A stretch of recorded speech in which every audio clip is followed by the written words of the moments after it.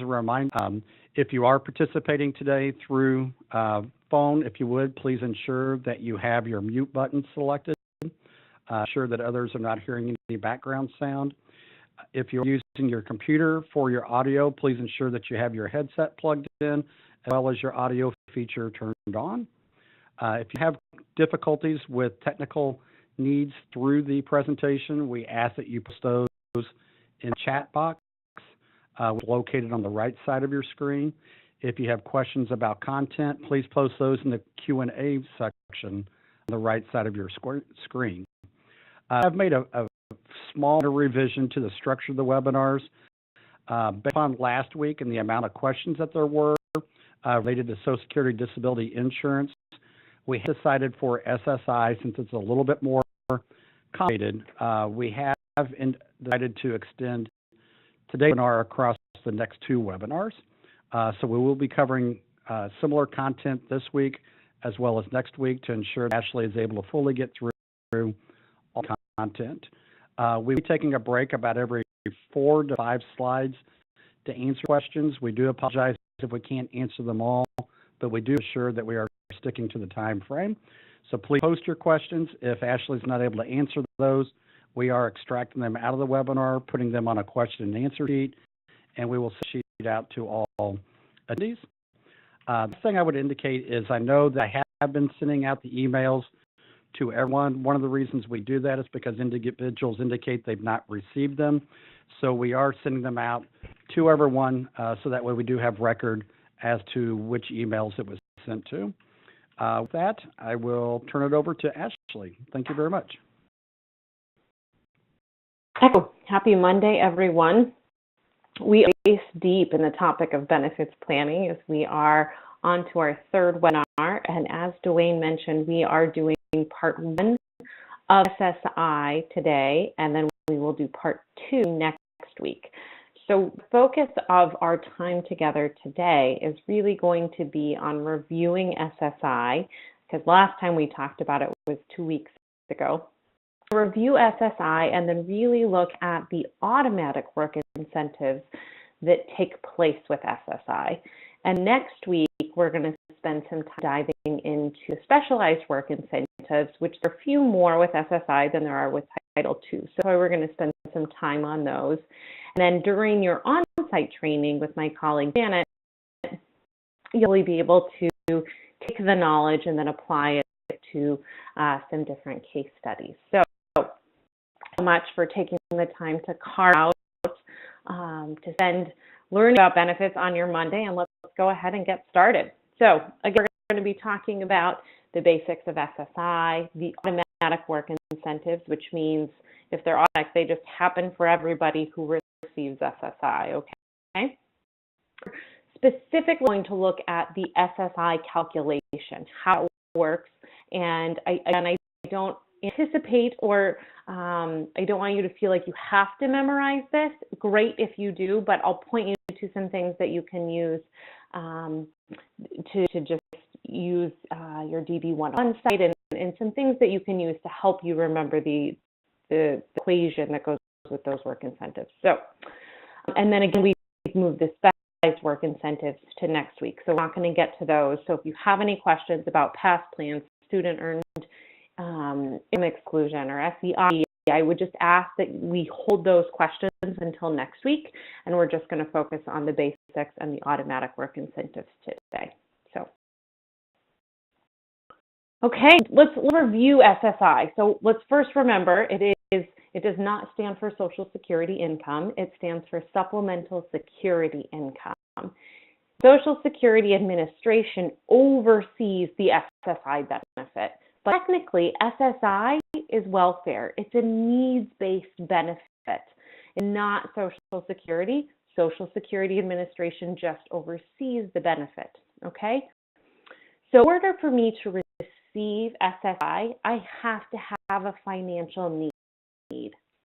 I have limited resources that are below $2,000 or $3,000 for a couple. I know that's not fair, but that's the way the rules are. Limited income, which means I have below $750 as an individual or below $1,125 for a couple.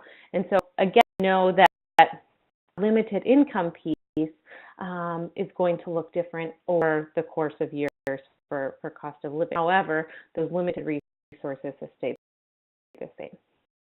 SSI, it's needs-based. I have to experience a financial need in order to receive this benefit. Another piece is that we are only talking about the age 18 and above SSI eligibility criteria. Yes, individuals below the age of 18 can also get SSI, but the child benefit and the determination is based on functional limitations, and there's a different criteria.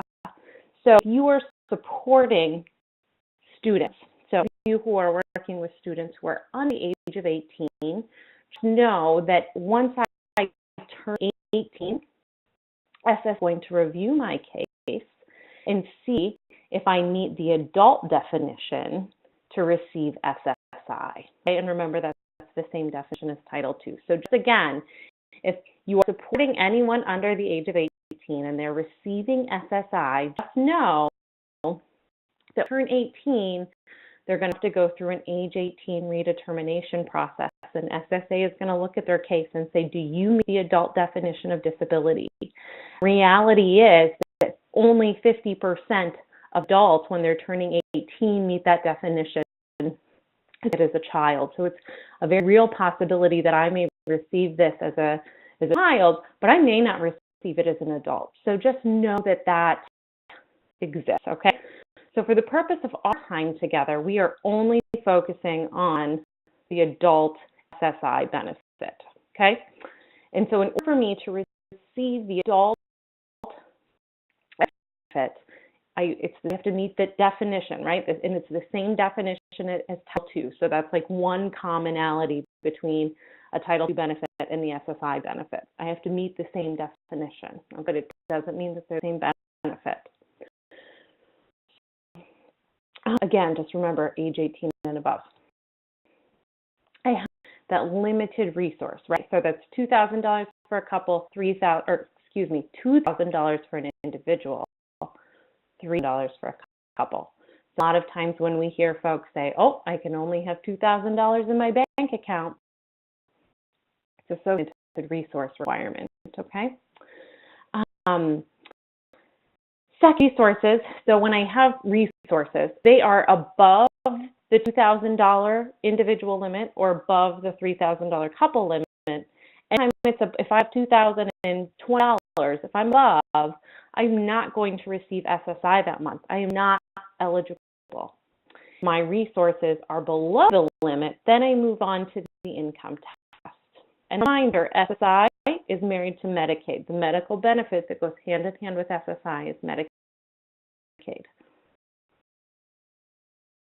So when I have this limited income test, so remember, if I have under $2,000 in resources, I move on to this income test. So now what Social Security Administration is looking for is they're going to look and say, Ashley, what income do you have coming in? What other money is coming your way? Because the more money you have coming your way, the less essentially you would need SSI. So it's a needs-based benefit. I have to show the need for this. So they look at my earned income, gross wages. So anything that a paycheck, if I have a job, they're first going to look at that. Do I have any wages coming in? If I'm self-employed, they look at my net earnings from self-employment. And there's an equation that we use to identify what the net earnings from self-employment is, but I want you to worry about that today.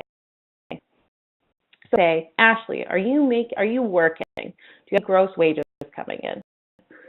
Well, I'm not working. Then they also look at, do I have any unearned income coming in? That's anything that I haven't earned. So that would be an SSDI benefit. That could be workman's comp. It could be various benefits, but most likely we look at SSDI. Do I have any unearned benefits coming in? And so look and evaluate that piece. And third, in-kind support. So this means providing me any free food and shelter. And if so, they take that into consideration and they're going to reduce the SSI benefit. benefit. Okay, remember, it's all about needs-based. So if somebody else is paying for my shelter, Social Security Administration says, well, if you don't need to pay for the roof over your head, then we'll reduce your check by a third. Okay, so if you're working with anyone and you see that their check is reduced by a third, ask if they're paying rent, because oftentimes they may not be paying rent. Okay, so even if they're living with mom and dad, the agreement is if you're receiving SSI, they should be paying rent. They should be contributing. Okay, adding accountable income. So what SSI is looking for is what is this individual's accountable income. So it's their income minus those deductions. Okay, and we'll give you examples here in just a few minutes. With the again, remember in 2018, the max benefit for SSI, the most I can get whether I live in California, Utah, Missouri, or Washington, D.C., it's $750 per month, right? So I get $750 per month. That's my full check. So that means I have no other additional income coming in, nobody's paying for my food or my shelter, and I'm working, okay? So if somebody is paying for my food or shelter, then my benefit gets reduced to $500, okay? And then if I'm a couple, then I would receive the full max benefit would be $1,125 per month, or $150 if someone was taking care of my food or my shelter, okay? Again, just a reminder, anytime my countable income is above the federal benefit, no SSI. Countable income below, yes, SSI. Questions before we move on to the automatic work incentives?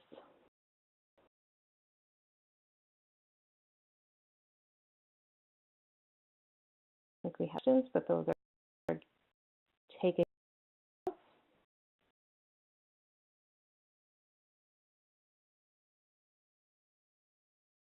Okay. Ash, content questions yet? So I think you're good to move forward. Oh.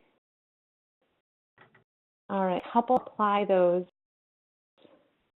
living together and not married. So great question. If you identify yourself as a couple who are living together, I can consider you as a couple. So I have seen folks that choose to live together as a couple thinking that they will not get caught, but oftentimes SSA will always find you. So I would highly recommend before people do move in together that they contact their SSA claims rep and have a conversation about that so they would know how that's going to impact their benefits, or at least reach out to your work incentive planning and assistance project. Oh, here they all. Housing vouchers, not considered.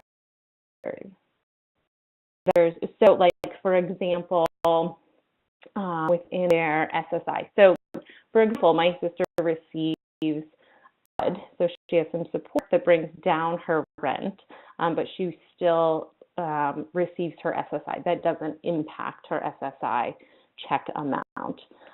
Not what you meant, please let me know and we'll dig further. Support count is under an income. So again, the piece with child support I want you to think of is if this child is receiving child support under the age of 18, or if they are an adult and over the age of 18. But anything that's coming in to help care for this individual is going to impact that unearned income. Kind of SSI at the same time. So yes, potentially the parent could be pulling an SSI check as an adult and the child would meet the SSI child definition. So it certainly is possible. And when they both have to have a disability? Yes, so they would both be receiving SSI, and then if they would identify themselves as a couple or married, then that reduces their benefit because it's said sharing expenses. So again, it's not fair, but it's the way the rules are written. All right, let's keep plugging away. So with SSI, there are automatic work incentives or deductions that automatically take place. So anyone who's receiving SSI, these deductions apply. And so specifically, we're looking at how do these automatic work incentives impact my check amount. There are three key components that we want to pay attention to. For the general income exclusion, which is $12, and that is reduced first from any unearned income an individual has. So as a reminder, the Title II benefit, right?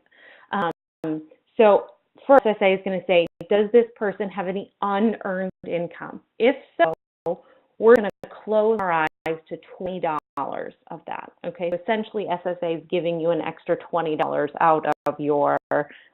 It's this. You still receive the same amount, but they're closing their eyes to it. They're not counting $20 of that check.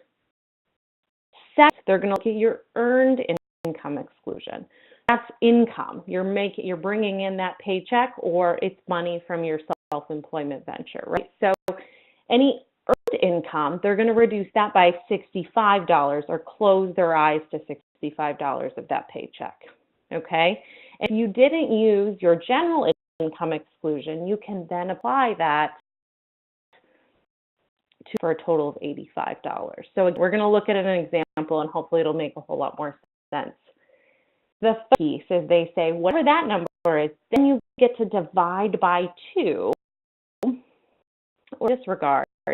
And that's all, the 1/2 disregard is only applied to your earned income, so paycheck only.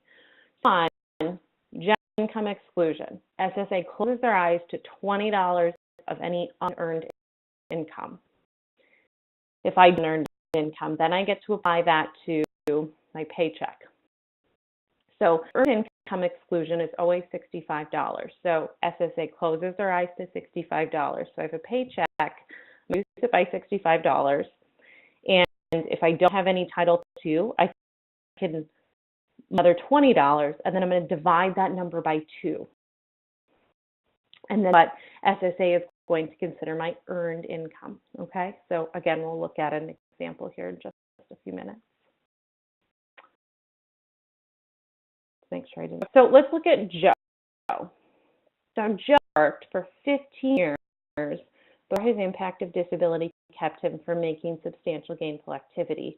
So again, I'm just going to ask you to creep open the door to Title II for the purpose of the example, and then I want you to shut it and then keep the door open. Right? So Joe worked for 15 years before his impact of disability keeps him from making substantial gainful activity.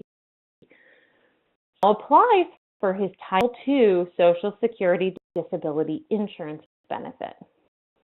And so Joe's SSDI benefit, he qualifies, and his SSDI benefit is $420 per month. He is only entitled for SSI. So this makes him a concurrent beneficiary if he receives both Title II and SSI. We want to know, now Joe is receiving Title II benefits, how much is his SSI check going to change? Because we remember that SSI is a needs-based benefit. So any additional money Joe has coming in is going to be the amount of the SSI check. For any of you who went in and you printed out the calculator sheet, now would be a great time to pull that out and reference it as we walk through the automatic work incentives, because we're not pretty much step by step. So we're first looking at any countable unearned income that Joe has. Joe got his SSDI check, so that's $420. SSA is going to subtract $20 from the $420 SSDI check. This $400 of countable unearned income.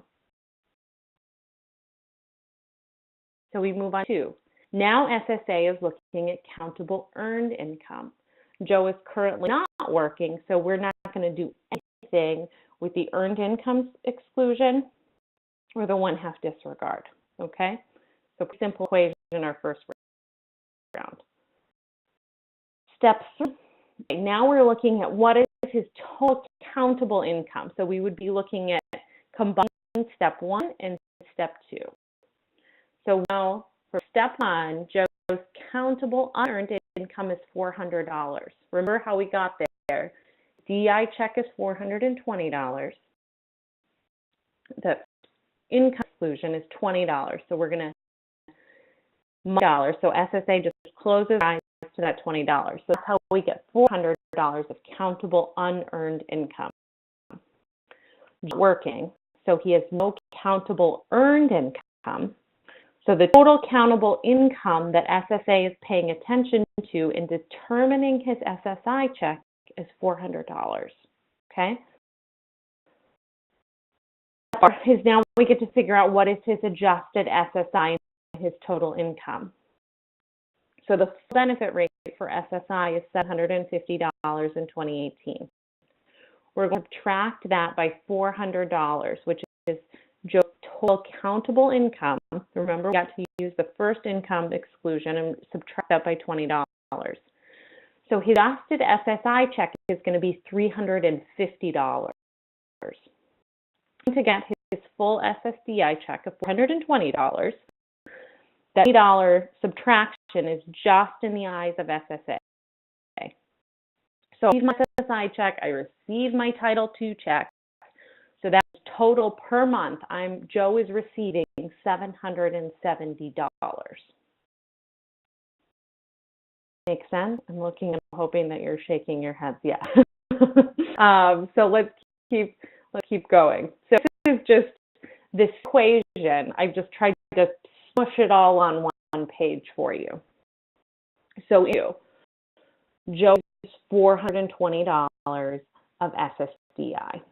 He first has to subtract it by the general income exclusion, meaning SSA this is how they identify how much Joe's SSI check is going to be. So he gets $120 of DI. SSA says we close our eyes to that $20. That leaves him with $400 of total countable income. So we're going to leave those other two work incentives alone. So they take $750, that full federal benefit check, that full SSI check, and he's going to reduce it by the $400 of total countable income. His SSI check is $350. So Joe wants to know how much money am I getting per month? He gets $350 of his SSI check, $420 of his unearned income, his D benefit. So in account each month, he's got $770. As you can see, he gets $2 more than the full SSI benefit because of that $20 general income exclusion. Okay, absolutely possible for folks to receive a concurrent or be a beneficiary where they're receiving both a Title II benefit and an SSI benefit. Okay, all right.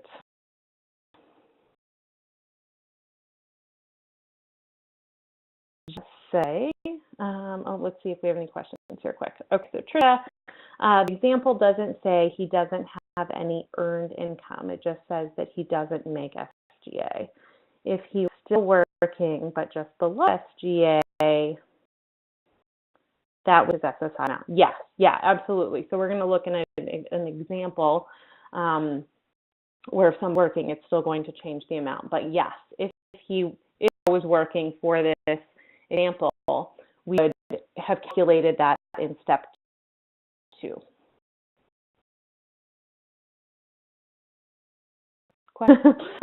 So let's see. We have another box.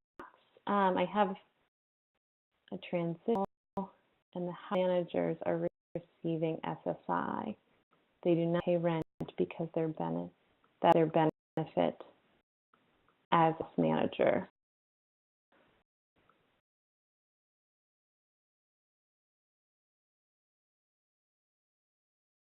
Okay, if I'm understanding the question correctly, receiving SSI, but he's also a house manager. Therefore, he does not pay rent because that is being the house manager. Okay. Does that affect their benefit? Yeah, it potentially.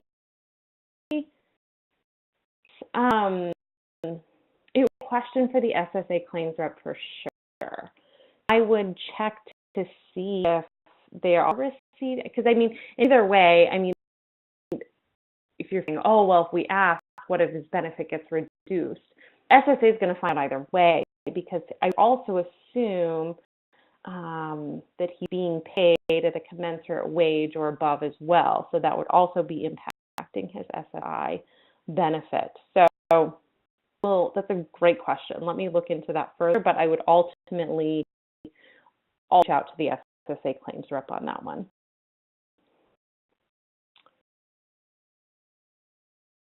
All right. Excellent question. All right, let's keep trucking on. Example, we're going to look at Pete.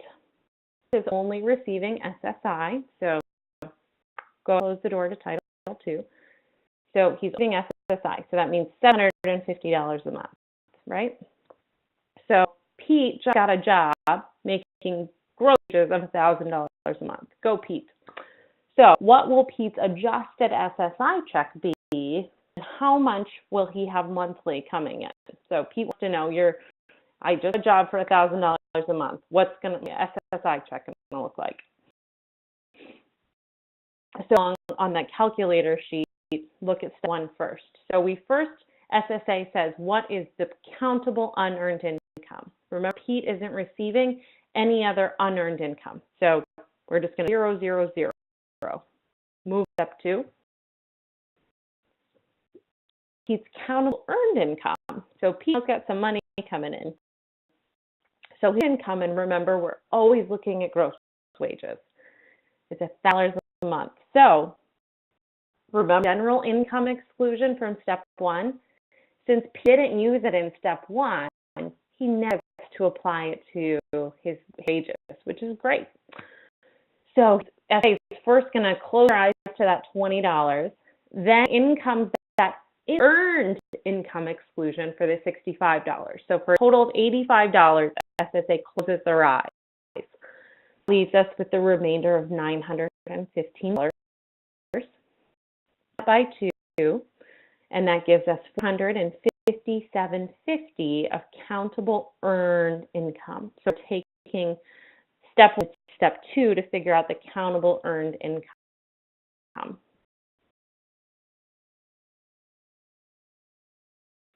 So when we I just went through, but step 3, we zero out, right? He has no countable unearned income, as a reminder, no Title II check. $57.50 is his countable earned income that we got from step 2, right here, $457.50. So we're just moving to step 3. His total countable income is $457.50. So the SSA is saying this is how much we're going to reduce your SSI by, even though his wage actually $1,000, right? So what's P adjusted SSI check? So we first start with the full federal benefit rate, or whatever amount he's receiving, which is $750, Monday, $750. Then we're going to subtract that by $157.50, the total countable income. So we're taking that step 3. So we subtract 407 from 750, which is $292.50. So his adjusted SSI check is going to be $292.50. His wages are $1,000. So $292.50 plus $1,000 is $1,200.